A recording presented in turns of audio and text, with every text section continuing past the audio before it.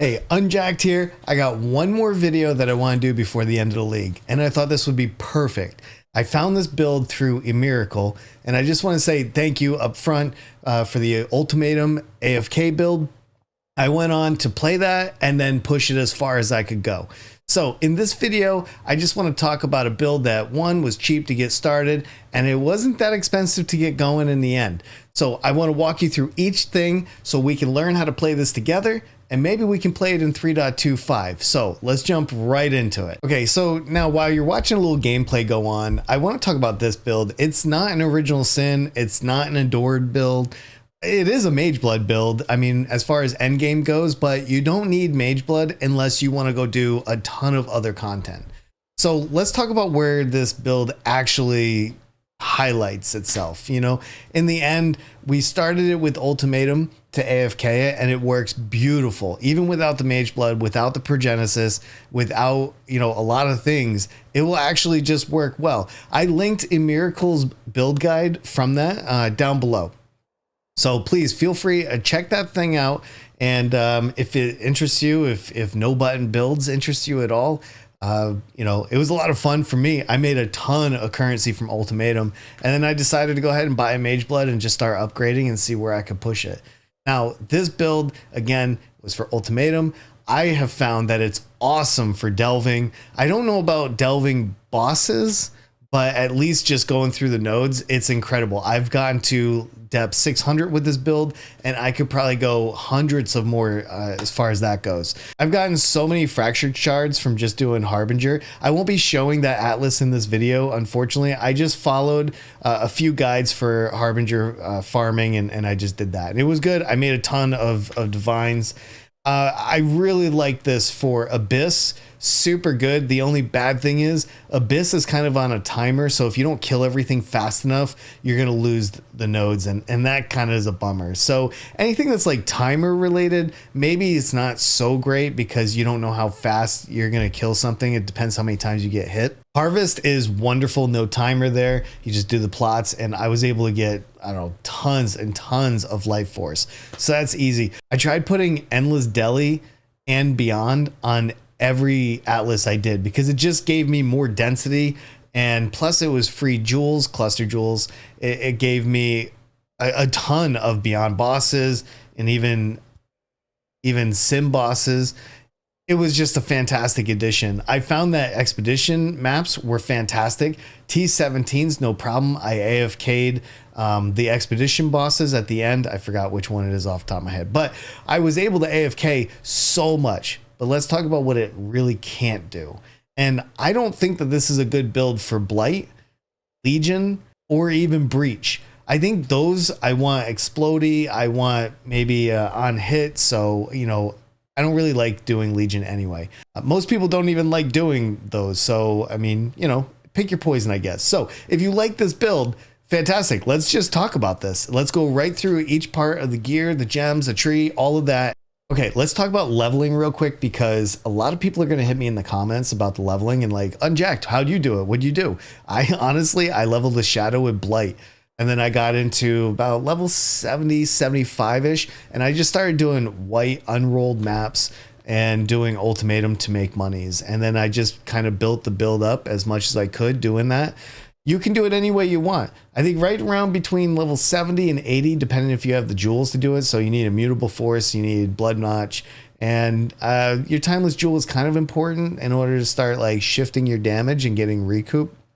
But you can do it any way you want. This is what I would do. Level it, find a guide that you like for Shadow that's maybe a Sab, and just do that guide. And just grab a Miracles POB link. His link is in my description below, so make sure you check it out. Then once you have that and you're feeling pretty good with Ultimatums and you're like, yeah, I could definitely push this with get a Mage Blood and get a few other things, then go ahead and open up my POB and just start learning how to upgrade that and start figuring out from there. And remember, you can self-farm most of your gear. A lot of this gear is common. Okay, let's jump right into the gear. And I want to address the weapon first because in a Miracles version, he does 2 or double consuming dark. In this one, I just do 1 with the shield, but I did upgrade through that path. And also, while I'm talking about this unique is very cheap and very available, especially at League Start. Now, I did try to upgrade this These are two scepters that I crafted myself. You can see this one and then this one, and neither one of them are better than a consuming dark. So you can try it if you want, see how it feels. Maybe you can just move some things around and it feels better for you. But for me, it was terrible, so I didn't use it. All right, let's jump right into the other gear real quick. Here's the helmet. You can get an Elevore for next to nothing. Try to get it maximized with 25% chance to spell suppress. You don't need the corrupted version. I just found one as an upgrade, and I thought this was perfect for Unearth. It gives +2 to socketed projectile gems. If you look at Unearth, it's got spell, projectile, AoE, and physical tags. So do what you want with that. But we want Unearth to get leveled up. Fizz gems always get stronger with levels. Then our amulet. It's a straight up Defiance of Destiny. Get it with as much gained percentage of missing an unreserved life before getting hit by an enemy. This is what's keeping us alive. We don't really care about any of the other rolls, but if you were to, I guess life and fire res are the only two that we would care about. Also put Whispers of Doom as far as the anointment goes. This gives us our double curse. This is what we want because we're going to run double curse into gems. We'll go over that here shortly. Now, this shield, Mahuxel's Machination, hopefully I said that right. I screwed it up in my last video. This is the upgrade from the double consuming dark. You could also do a rare shield here before you get this, and that is just going to give you maybe +1 to fire gems. And then whatever else you need. But ultimately, you can self-farm this using a Miracles AFK build. It's super easy. The boss drops it on, I don't know, probably like 1 out of 10. I think I got on average. I don't know. Don't quote me on that, right? But this is what's going to give us the ability to really just put our fire and our chaos res all the way up without having to worry about our cold and our lightning res. So this is fantastic. You can go check out the shield if you want to know more about it. It's just super easy. You only get it from the Trial Master, and it's worth doing. Okay, let's just do the armor real quick. You do not need this corrupted, okay? However, you're gonna want this corrupted with the 50% reduced extra damage from crit strikes. This is part of how we get crit strike immune in this. We get this chest piece, we go ahead and get the mastery for 30%, and then we grab 4 tattoos for the remaining 20%. It's super easy. The colors aren't that hard to get. It's 3 blue, 3 green, straightforward. All right, the 2 rings. We need a Shaper. Amethyst ring should cost you about 5, maybe 10 C at league start. Go ahead and just roll it yourself. We want the gain flat life per enemy hit with spells. This is what's going to keep you alive.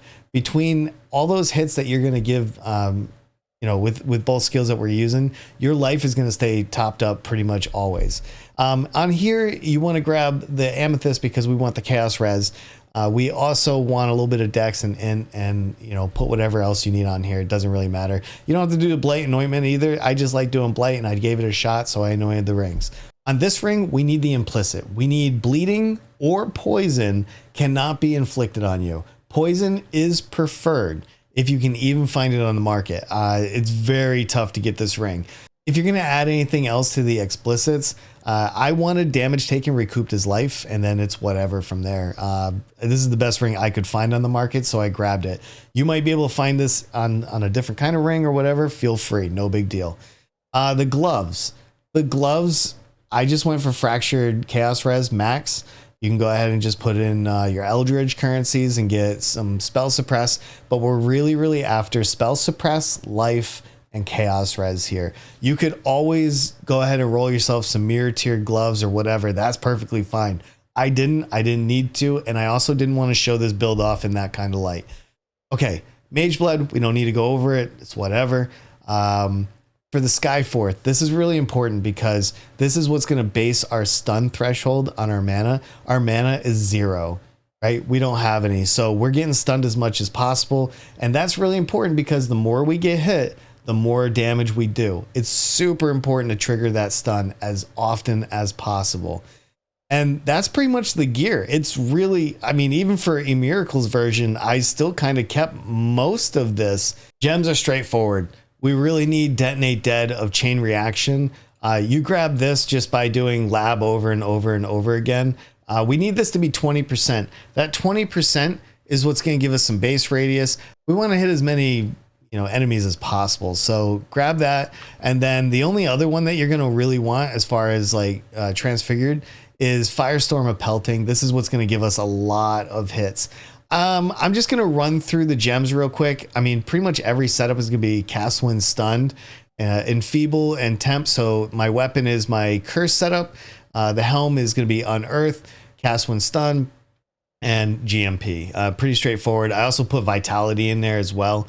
It was just the right spot. Shield, straight up Desecrate, Cast When Stunned, and Spell Cascade. I did try a few others in here, but I felt like Spell Cascade did the job. My 6th link is Detonate Dead of Chain Reaction. And then pretty much all your Awakened gems. You can just take note here or look at the Pobbin. So I'm just going to go over the gloves real quick. Cast When Stun again. Firestorm of Pelting. And this is your Frost Bomb and Culling Strike. So this build also has Culling Strike. Very great setup. And then finally, Internal Blessing, Petrified Blood, Purity of Fire, and Flame Dash. Purity of Fire, we need to push this as far as we can and get just enough aura effect so we can get 90% fire res. That's how you do it. In a Miracles setup, he's got Purity of Elements. In this setup, we want to get rid of that and we want to use Purity of Fire. Don't worry about Purity of Elements because you're probably wondering like, well, how the heck do you get elemental elements immune? And I do that in the tree. I'll show you. Okay, I want to go just first real quick through the Ascendancy just so you know what you're doing here, right? So normal lab, I pretty much grab Born in the Shadows. It's fantastic for defense. Blind is super awesome. Why not blind everything? The second one, I would probably grab Specialist, Bomb Specialist. This is just going to give you more damage and less damage taken. And then third, you might be ready for Perfect Crime, which is finally going to enable the trigger bots to give you twice as much area coverage and automation. This is perfect. For Uber, I would just grab the Clockwork for the cooldown. You're probably gonna be able to do Uber Lab fairly quick once you get tanky enough. So the cooldown recovery shouldn't feel too bad. This is all gonna be very quick, right? So grab those. You can do it in a different order too. So just whatever you feel like you're comfortable with, do that. That's what I did though. This is my tree. All right, I'm just gonna give you a quick shot of this. You can see that I went pretty much around the perimeter, so a lot of pathing, and I'm just grabbing life nodes, honestly, because we want those masteries. The masteries is what's really going to bring this build alive, such as the Crit Strike one, added life, just more life, and then anything past that is just based on suppress and poison. That's it. Once you get the main structure of the pathing, that's when you're going to start adding in the cluster nodes. All right. And these cluster nodes are basically to add life. So you're going to roll these yourself. You're going to go ahead and drop these with your mapping. As long as you do the Deli, the endless Deli, you're going to get so many jewels. You can roll them and sell them. You can just roll them and keep them. But I'm using these for extra jewel sockets. On these jewels, when you start building these in, this is what I prioritized. I wanted as much poison duration, chance to poison, and damage taken recouped as life. Those are the 3 lines that I cared the most about. Every single one of these basically have those mods. You can see it in the POB below. If you just open it up, you can go through and just kind of, I don't know, it'll probably make sense, right? And then that's it. So if you get a lot of recovery and you feel like you can ditch 1 or 2 of these clusters, that's probably when we can work in some of these other small clusters as a future upgrade. Because now that our fire res is 90%, we would love it to go ahead and have our chaos res at 90% too. So this is how we do it. What I would drop is probably, I would probably just start dropping clusters if possible and work in 1, 2, and maybe up to 3. The biggest thing is making sure we have enough recovery to stay alive. And it's up to you to what the feel of your build is and what you can drop. So that's the tree. The biggest thing for this tree, for my build, is going to be this jewel right here, this Lethal Pride jewel. This is what's going to enable Tempered by War. And of course, Immutable Force and Blood Notch is the core of this build. So make sure, just one real quick before we jump in the next section, make sure your Immutable Force is better than 961% for more triggers, basically. And then, you know, for your blood notch, you want to get it as close to 60% as possible. Mine's 57. It's fine. No big deal. Last thing I want to cover here is just the poison masteries. I've added these in just so we get more damage. I want to make sure the damage goes faster. And down here for the mastery, I put poisons you inflict on non-poison enemies deal 300% increased damage. Just realize this is great for regular mobs. This is terrible for bossing. You can change the masteries to whatever you want. For me, I just use a lot of the traveling for tattoos, chance to poison and reduce damage from crit strikes. You can find it elsewhere. You don't have to use the tattoos, but for me, it was the easiest way to fix and get those immunities. So that covers the tree.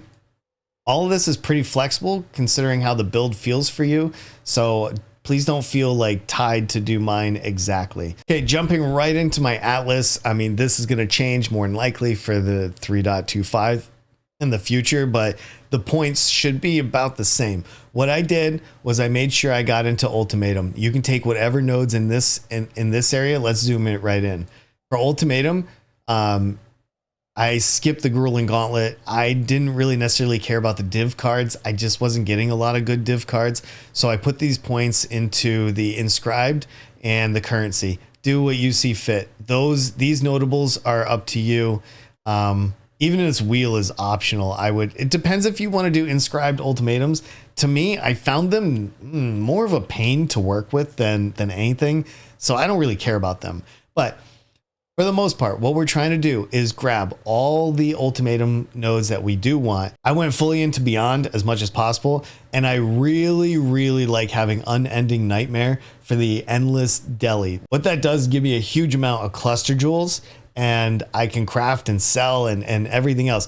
Everything else beyond that, I was maximizing explicit modifiers on my maps to really push the rewards of the Ultimatum. So this is the best tree that I have found. You can also use the points and adapt it however you want. I did block a few things as well. I didn't really care about those particular mechanics, so I just skipped them. Okay, next, we're going to jump right in. This is what my harvest one looks like. I got it from Travik. I was just trying to see what harvest felt like, and I just followed his tree. So this isn't really my creation. Just something I grabbed. Abyss, pretty straightforward. I'm trying to get as many nodes as possible, trying to get as many monsters to come out. What really benefited me for Abyss, besides the XP to get to level 100 on this build, was the Corrupted Eyes. The Corrupted Eyes were fantastic. The one scarab that I skipped was the one that gives you Abyss sockets on gear. Maybe at League Start, that's good, but as far as like at the end when you already have your stuff, a lot of people aren't buying that stuff, but they are buying really good 5 or 6 line Corrupted Jewels.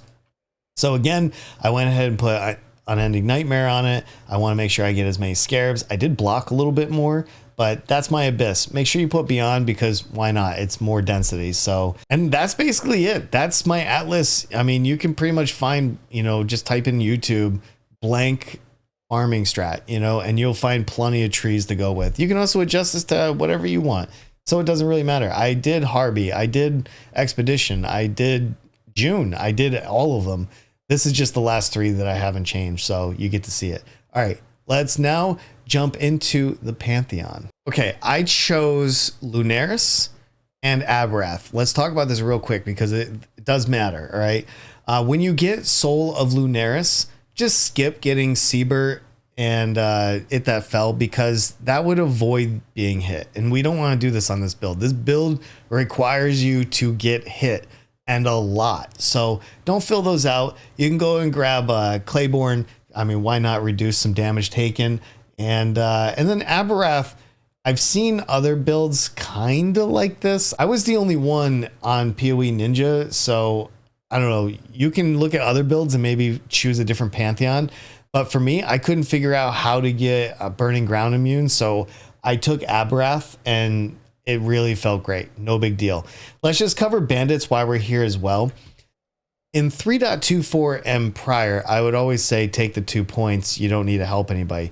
But since I already know that from the teaser for 3.25 in this video that they've changed the Bandits, in 3.25, if we're able to do this build, We're going to help Oak get that 40 flat life and just build on it. Why not? We want as much life as possible because the higher our life goes, the more recoup recovery we're going to get based off of that number. So that's a no-brainer. Everybody's going to get the other point anyway, and we'll find a way to work it into the tree. So that's your bandits. That's your pantheon. Again, flexibility. Find what works for you. Let's go on to flasks. Okay, I know I could have tucked this in between the gear and the gems, but I think this is a little unique, so I want to talk this separate. The whole point of this build is to get immune to pretty much as possible and get as much recovery as possible so we never die. That is the theme. So with that theme, the flasks that you choose are going to be based on where you got your immunities and where you couldn't. So for me, this is what I'm using. I'm using a quartz flask because I want more of that spell suppress so I can get to 100. On this one, I decided to go ahead and get my curses reduced to basically as little as possible. So the curses don't really affect me.